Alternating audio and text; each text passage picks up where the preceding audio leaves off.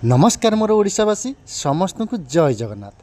आज हूँ महाकार्तिक पूर्णिमा आमे आज बाहरिलु मेंढा लड़े देखापी सी पुणी आम डेलांग अंचल कौन आज्ञा आपण मैंने जानते कि जदि जानी ना ताले निहाती भाव कमेंट मध्यम जनातु जे आमे कौटिकी जाऊँ।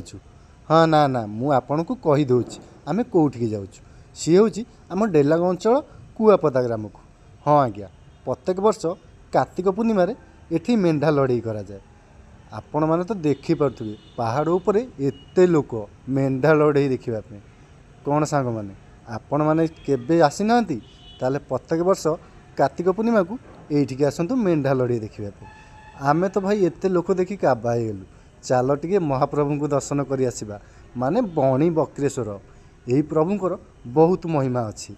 काहे कि ना एठाकर कहिबा अनुसार एही ठाकुर कुआडे डाक शुणती आमे प्रभुंकुरु मुंडिया मारी बाहरी आसिलु भाई टिके बजार बुलापी।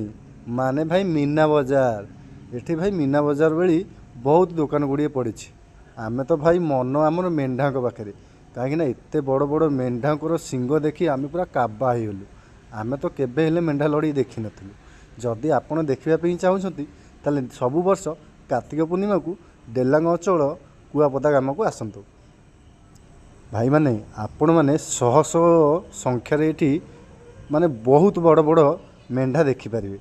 आमे तो भाई बहुत सारा मेंढा देखिलु आ बहुत सारा लड़े भी मेंढा कर देखिलु। आ ता भितरे आमको लागिगला भाई पेट पूजा करने। आमे बाहरी चलिलु भाई पेट पूजा करने। देखु देखु यही मौसा जनक हाबुड़े पड़गले एते भाई मेला भितर यही मौसांकर घुगुनी टिके खाइबापी लोक मानकर बहुत भिड़ थिला। आमे भाई धरी पकईलु मौसांकर 10 टंकिया घुगुनी। भाई कहवाक गले 10 टंकार घुगुनी एते टेस्ट थिला जे भाई कहवा तो बहुत असम। कहीं 10 टंका को जेतिकी क्वालिटी आ भाई से भाया भाई क्वांटिटी भी जदि आपण मैंने केबे खाई नांती ताले यही मौसांकर घर कोटी निहाती भावे कमेंट रे निहाती भावे डेलांग अंचल जो बासी माने वीडियो लिखुचंती निहाती भावे जणेबे। जय जगन्नाथ।